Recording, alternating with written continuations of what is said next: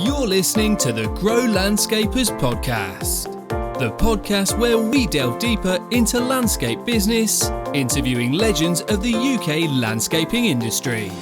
So, join host Nick Ruddle as he explores their thoughts, insights and experiences. That's here on the Grow Landscapers podcast. Hi and welcome to the Grow Landscapers podcast. I'm Nick Ruddle and today I'm here with Mr. Pro Landscaper Magazine, Mr. Futurescape, Mr. Dream Garden Magazine, Mr. Jim Wilkinson. How are you today? Yeah, very good. Thank you, Nick. Thank you very much for the invitation. I love the idea and the concept of this as well, and sharing knowledge and people learning from each other. Really good idea by you. Yeah, I mean, you know so many people in the industry through all the different products and services that you offer. I've mentioned a few of them there. Just out of interest, what other sort of parts are there to your empire? Because having gone on your website, there's just so many different areas, so many different products and brands, sub-brands. Yeah, I think there are. The core is the UK landscaping sector. So any media point of touch with them, anywhere we can help or add influence and share. So we've got a recruitment job board. We've got a magazine that specialises in the arboricultural industry. We've got one for garden centres for the retail sector. But it's all mainly around the landscaping, the UK landscaping sector, awards, events, magazines, websites. Yeah, and the awards alone, obviously just had the recent ones. It's a huge, really well respected and a massive event now in the industry, isn't it? Your Landscaper Awards. And so we do 4 awards, but I think the ones that have just gone past the business awards are special because most awards in the landscaping sector are all about like a single finished project. Whilst the business awards actually goes into why companies are successful, how they consistently be successful, how they look after their staff, corporate social responsibility, their views on the environment. So they're very unique in that they really do focus on how people should run businesses. And the winners of them over the 5 years we've been doing just amazing businesses and businesses that, you know, we should all be looking up to and following, you know, from the very small ones who are doing things on a very, very individual basis to some of the big corporate companies that are really taking a lead in the environmental issue. So, yeah, really chuffed with the business awards. Yeah, and hence why we're here today. I mean, you've got such a close relationship with the business side. It's not like you say. There's other organisations that focus on awards for the projects and the actual construction of those.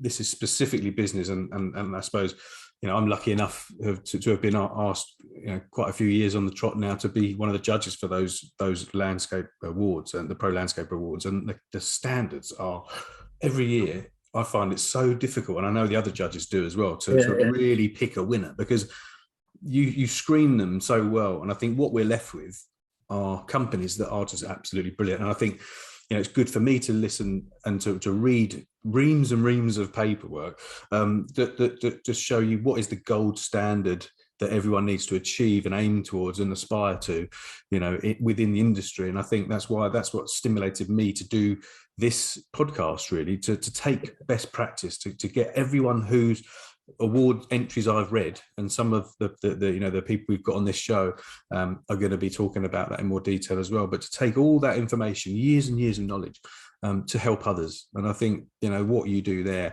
and how you showcase those companies is amazing, and the standards are so high. It's a real achievement now to win one of those Pro Landscaper Awards. It's not given out willy-nilly, and it really is a massive achievement for those people.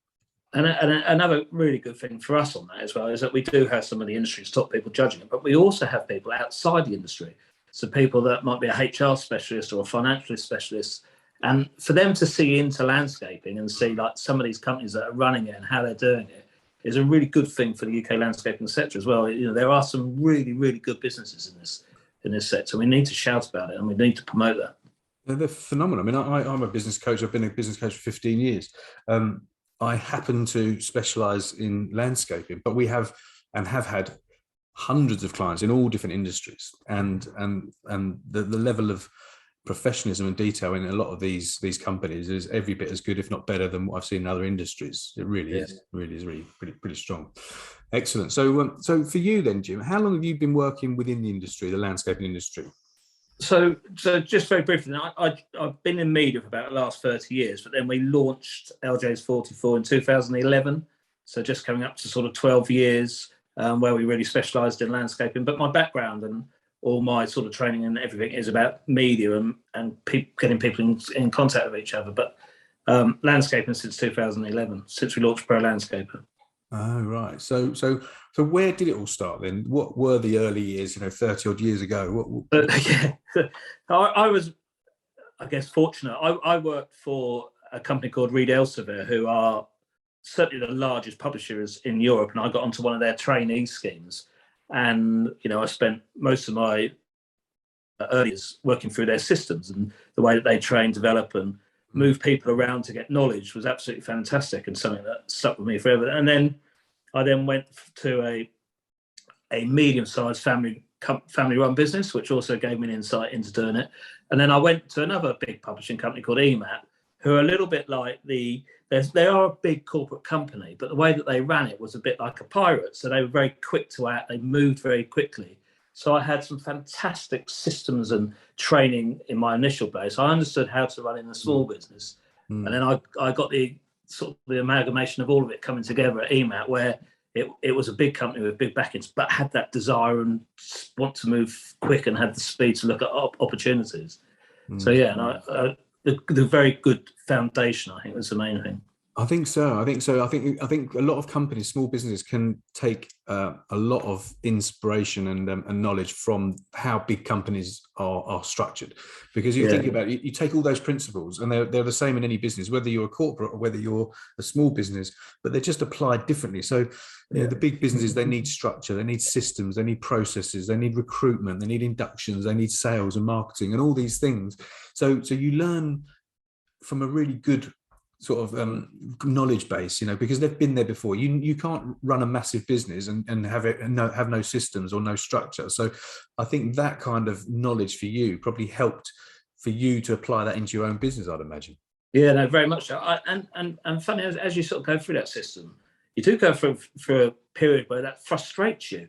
And I think as you sort of come out of that and then you look back at it, you think, well, I'm really pleased I understood and learned that. And without that, I don't think I could have done what I did. But that, you have to go through that frustration where, can't we do this? Can't we get this? And before you really appreciate it, I think. But it's really important. Those systems are really important, and the ideas and making sure what you do is done properly. Yeah, and I think you could take that for granted, really, because I know my background initially. My first job out of university was in the corporate world with Orange in telecoms, and the fact that I had that experience for about 5 or 6 years is really, really important. Because when you do work with smaller companies, you know what that is that you need to sort of aspire to become a bit more like. But the difference being, for people who have started up a landscaping business, they might not have necessarily and probably haven't had experience of that kind of environment, so they don't know what that is. So we're lucky because you get an insight into that world, whereas most landscapers probably haven't had that. They're probably quite practical and more outdoory kind of people. I think you could take that for granted and think, actually, why would they know what that looks like? Because they've never experienced it, but we have. So I think having that experience does help, definitely, going forward. So what made you go into business then? You say you were at EMAP and you worked for this sort of small to medium-sized family-run business. What was it? I guess it was a lifestyle change. My 2 children got to an age where they were moving out and looking after themselves and developing themselves. I think, I lived right down on the south coast, and I was travelling into London, 5:30 train, getting home 7:15 at night, and quite a few frustrations on there. And I guess I've always wanted to do it, and I felt once my children had done what they had to do and we support them to a certain level, there was much better opportunity to risk things and to take the chance. So it was an amalgamation of what my wife was extremely supportive once the kids were off to say, okay, let's do it now. I guess it was just a mixture of everything coming together and wanting to challenge myself to make sure that I could do it for myself rather than just do it for other people. Yeah, definitely done the hard work, haven't you? I mean, 5 o'clock in the morning, getting home at 7 o'clock, young family, so that balance, you have a word with yourself, I think, don't you? Yeah, and that's if British Rail works on time, and how often does that happen? It's like, and at the weekends, Lisa would be saying, "Should we go out anywhere?" And I'm shattered, and all I want to do is sit in front of the telly. And, no, it isn't a life. But again, I guess I had to go through that to develop what I needed. Yeah, and now you've got the 2 kids in the business, I believe. Yeah. So it's a real family affair. It is, yeah, which is a Nice. good thing and a bad thing. Yeah. Now you're seeing too much of each other. Now you were thinking, I wish I was in London now, getting the train. No, never. So what did the business look like then when you started? What did you have an office? Is it in a shed, in a garage? What was the background? What did it look like? So we literally had an idea and a strategy in terms of what we wanted to do over a period of time, and we were quite disciplined to start with. So straight away hired an office. Didn't want working from home. Didn't want working from shed. Wanted to get up every day and go into an office. Right. I think it felt it. We launched business on the 6th of February, and the magazine didn't come out until September because we wanted to make sure that in that time that we were doing everything correct, understanding the market and making sure we'd done all the process right. We were doing some odd things in as a support in the meantime, but there was 5 of us to start with, and it was literally we hired an office in Worthing, small office, and put the disciplines in place to make sure that we were doing things properly and correctly. Went out a lot into the market, went and met people, and then it sort of grew from there, really. Brilliant. So what made you choose landscaping? So where I was previously, I looked after the architectural market and the construction market, and they also had a couple of events that dabbled in the landscaping sector. But so looking at the research, it was very close in terms of the way it's structured. So an architect designs, and then the builder comes and builds. So it's pretty similar.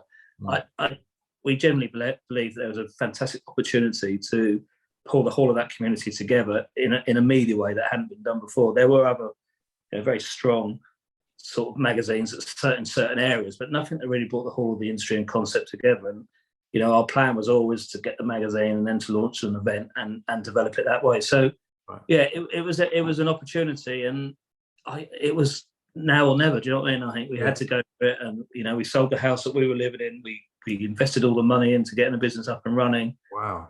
And we had no choice but to make it successful. Yeah, there's nothing like a bit of positive pressure, is there? Sell your house, put everything on the line, and you make sure it bloody works, don't you? You do, You've got no choice. Every minute of every day. It's quite a nice positive pressure to put on yourself, but still, it's when you've got a young family, it's still a pressure. So you say was it just you and your wife when you first started then? So it was Lisa and I. Jamie, our son as well, was involved, and then Joe joined about the June time. Right. Jamie joined about the May. Yeah, so I think it was all very quick actually in terms of us coming together. Wow. Brilliant. So they're how old are they now? They're in their 31, 30. So they're early 20s then. Yeah. Oh, good. So a real family affair. All 4 of you, blimey, like you say, some pros and cons to that, I suppose. They say never work with children and animals, isn't it? And business. I also like with Jamie. He was working in London with me and getting the same train up there. So he once we got the sort of nugget of an idea, he was the one that was like driving. Come on, let's do it. Do it. So there's a lot of it down to him, right? To seeing and pushing us through to actually doing it. So. Yeah. He's like, come on, Dad, I'm fed up with this 5 o'clock train lark isn't really nice. Come on, surely there's a better way to live your life. Brilliant. So what does the business look like now then? So originally it's 4 of you in an office. Yeah. We've gone through periods where I think we went up to about 35 at most, and we're down to about 24 now. Right. But it's completely different. It's like that, I guess we've got a lot more flexible hours. We've got people working from home. We've got people working in different countries. We have all these different ways of doing it. Originally, again, quite rigid, everyone in the office at 9 o'clock and doing it. Now we've got less people. We have more contractors that we work with. So a much more flexible base than we were. It's about 22 people, I think, in total. So lots of experience then with lots of different members of staff, and now all over the place, from subcontractors and permanent members of staff, home-based members of staff, and everything in between. So what do you think the most important elements are to running a successful business then? Having been through a lot of change in the last... I think fundamentally it has to be what you're offering, really, isn't it? I'm a firm believer everything we do has to add value. So if you're a reader, you need to gain from it. If you're spending money with us, you need to gain from it. If you're outside of the industry and looking into it, you need to gain from it. So everything we do, there has to be a value to the person that's using it. And I think you can get that right, and and it's at the heart of what you do. There are ways of cutting corners. There's our way of doing things cheaper. There's our ways of things about. If it affects the value that people are getting, you shouldn't do it. So I think the product has to be right. And we had this saying to start with: if you get the product right, the money will follow. And I still believe that if you get your product right, 100% right, and it's doing its job, you don't necessarily need to worry about the money. That will then come in and follow. So I guess focus on getting that product right. I think that's such a brilliant lesson for so many people. If you fancy it, because unfortunately, I think some people focus on the money and chase the money, but money is just a byproduct of doing a really, really good job. You focus on delivering, focus on what is desired and what tangible value people can get. Then the money looks after itself, because people will spend more, they'll stay, they'll keep buying back, they'll keep returning, and it will just look after itself. But unfortunately, if you chase the money, it's not really, it doesn't tend to work very well that way. Very good, very good. So I think it's a great lesson. So what would you say one of the biggest, or some of the biggest mistakes that you might have made?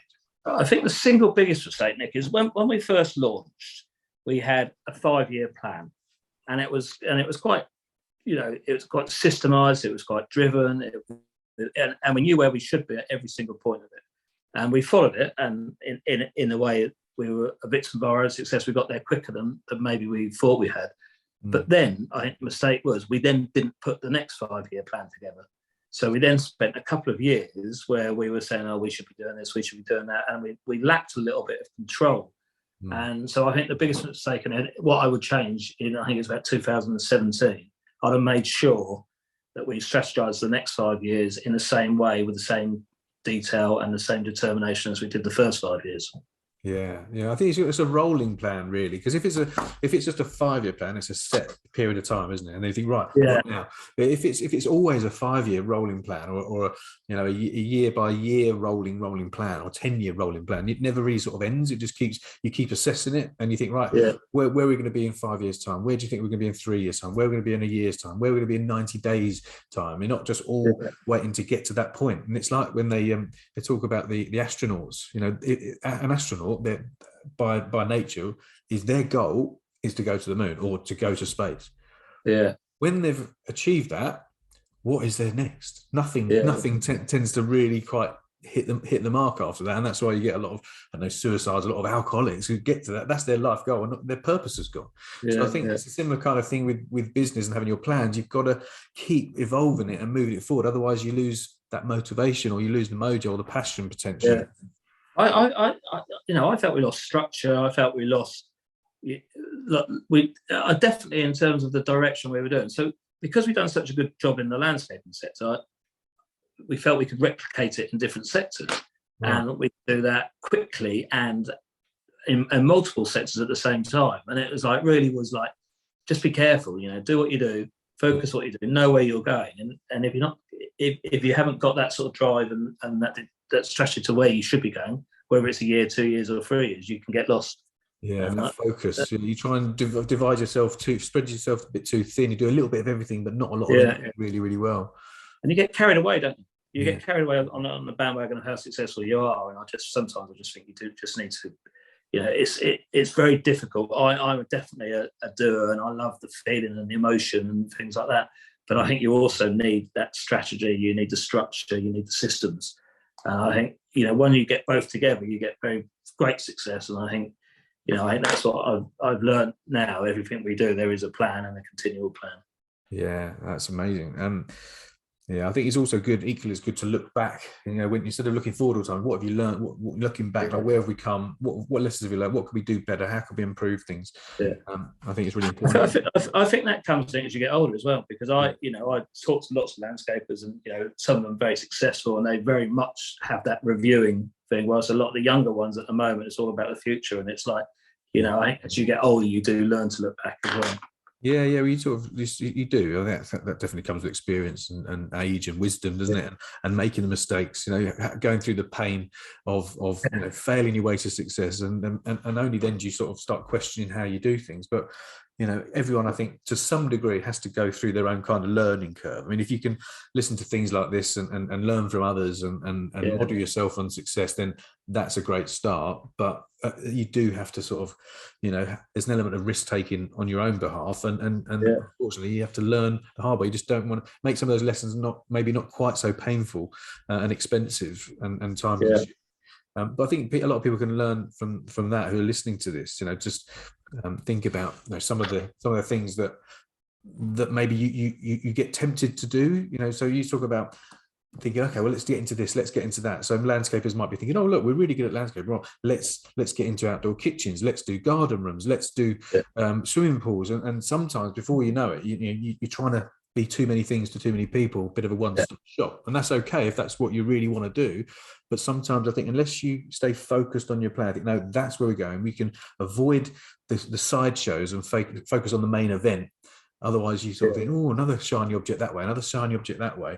And sometimes it can just take your mind off off what you're really trying to achieve, what that end goal is for your business. So no, I think that relates to all companies, really. Can you think of one major setback or one major challenge that you have had in business? And what did you do about it? And what was the outcome? Can you think of something like that? Yeah, I can, unfortunately. So I guess, like everyone, COVID affected people in different ways and different things. We were running Futurescape at a good level, but not at the level we felt it should be. So we made a conscious decision that we were going to take it up to the next level, and we were going to move it to Excel in London, a much bigger venue. Our personal costs for a business were going to multiply massively. So, like, to hire Excel compared to hire Sandown, all things like everything, like costings of electrics, carpet, every single thing you could think of multiplied massively. So we spent most of 2019 going out to the market, getting the markets fully supportive of what we were trying to do, explaining why we were going to do it, put a lot of our heart and our soul and our effort into it. And of course, COVID meant we couldn't do it. And unfortunately, the commitment that we had to our suppliers and services and things like that were already in place, and they weren't very flexible, and the events market as a whole was really suffering because they just couldn't do anything. The venues were suffering, the supply chain were really suffering. So we had a lot of time and effort went into saying this is the next big thing. All of a sudden, that being taken away from us, postponed rather than taken away from us. But that was a massive thing in terms of the time, the effort, the salaries, absolutely. So that was a massive shock. And I guess what we done is we had to park where we were. We launched the virtual version of it just to keep the branding, the positioning, and the concept of what we were trying to do online in the November, and came out of it in quite a strong position in terms of, thankfully, most of the exhibitors stuck by us and supported us and said, okay, we'll move it onto our 2021 booking. And 2021 was fantastic. But it was like, that initial shock when we knew we couldn't do it. And again, like everybody else, we didn't know we couldn't do it straight away. It said, okay, in March, everything's going to be back to normal by April. Then it's going to be, okay, we're going to open venues in August. Then it's going to be September. And it wasn't really until the end of September that they were saying, actually, no, we're not going to do anything until next year. So that was tough. That was really tough. It was a massive learning curve, keeping everyone motivated, making sure that the business was stable. Again, another good thing is that our magazine was really, really strong and helped support the company right the way through it. So there were other ways that we could keep it going. But that was a tough time. Everything we put everything onto this big event that we really wanted for the landscaping industry as a whole, not just for us, but there was this massive opportunity for us as an industry that got put on hold and hit us with a baseball bat, really. Yeah, well, what doesn't kill you makes you stronger, they say. Definitely. You become bulletproof, don't you, in business? Because you think, wow, but I think when you've gone through tough times, at the time you can't see the benefit or the positive in it, because all you're looking at is that terrible obstacle in front of you.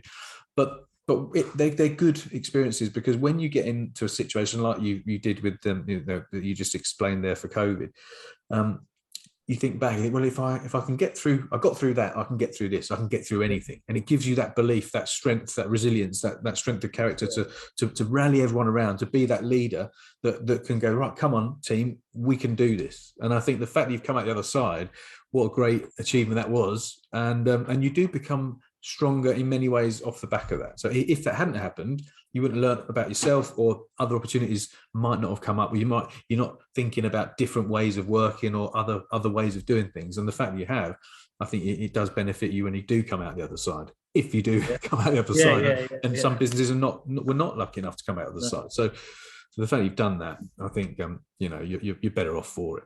Although at the time it's very painful.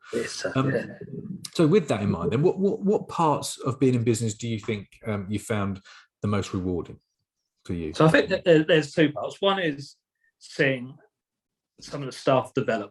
And when I mean develop, not just internally, some people have gone on, left us because they wanted bigger ambitions and have done extremely well. Some people have gone on and come back, and some people have really progressed in here. So I think, especially where, again, where you have younger people who might not have the experience suddenly really grow, and you can watch them take hold of things, and you watch them sort of grow in their confidence as people as well as confidence in the product. So I think that's a really, really nice part. That's the part where you look back. Business awards this year, we had Nina up on stage introducing the guest speaker. She was fantastic. Now, if I'd have asked her to do that 2 or 3 years ago, she wouldn't have been there, but she's grown and she's got the confidence, and she came across really, really good. So that is lovely. And then the other thing I really, really love is that the way that our magazine and our events, well, actually all the things that we do, have really helped and integrated the sector. So building relationships between different companies, different people, the way that we share the promotion and things like that, and how, I guess sometimes when you look at things, people are on the outskirts, but I really believe that what we do is right in the heart of the landscaping sector now. I think it's part of it, and it's become part of it, and I think that's a real sort of tick to Lisa, Jamie, Joe, and all the staff here, that they've been able to make sure those our products really sit within the sector. And that's great when people say, I saw that in Pro Landscape, or I met that person at Futurescape, or that was a topic that was covered on this. I love all that. I absolutely love knowing that we were at the centre of things that are going on. It's like you're the glue that holds everything together, isn't it? It's like you're the connector of people and industries and companies, and it's just become such a standard part of the industry now. Your awards, the Pro Landscaper magazine, I think every client we have, and I think about 70% of our clients are in the industry, all subscribe to the magazine. They go to the awards, they go to Futurescape. Everyone's aware of it. And if you're not there, it's like, well, why wouldn't you be? Because there's so much benefit of being part of it. And we do it with the benefit of the industry. Do you know what I mean? There's obviously the financial side of it and us having a living, but I can honestly generally say I've worked in loads of different sectors. We have got the benefit of the industry at our hearts. We launched a 30 under 30s to highlight, because we had an event at Futurescape one time.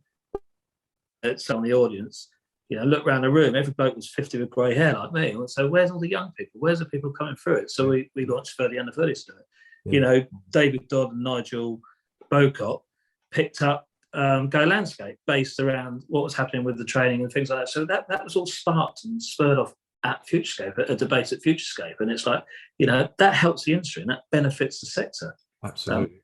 Get the product right, and the money will follow. And it's like, we focus on making sure that that's what we do. Yeah, well, I think everyone knows that about you and about Pro Landscaper. They know, that 100% you've got the industry at your, at the heart of everything you do to benefit everyone within it.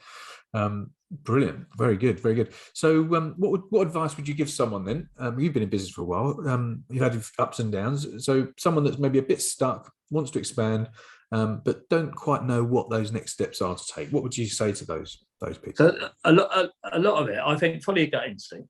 I think that's quite important. I love surrounding myself with people who run businesses and talk to people and question people.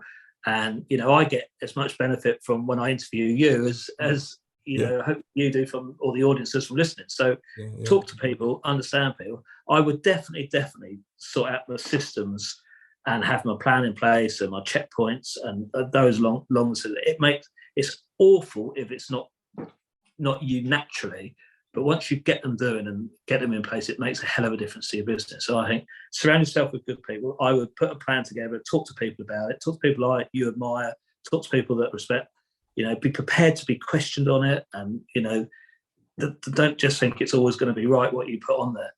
And go for it. I guess it's easier to go for something and fail than it is to sit and say, I wish I'd done that all my life. Yeah, some wise words there. I think absolutely you can learn from great people. And this is why we're doing this here today. This is the whole point. I launched this podcast so that other people can learn from people that have already been there, done it, bought a t-shirt and also made the mistakes and fall down the pitfalls that hopefully you can avoid. And systems, you say about systems. I mean, systems are not always necessarily the sexiest things in business, but they're, I think, the most important, or right up there with being the most important, because systems give you consistency. It gives you that consistency of doing things in the right way for everybody. Because if you don't have systems and it's in everyone's head, then everyone's doing things in different ways, and it could be a nightmare, which causes you stress, which loses you money, and that can be quite wearing and painful after a while. So I see that all the time, especially on the creative part of our industry. They're unbelievably good at what they do.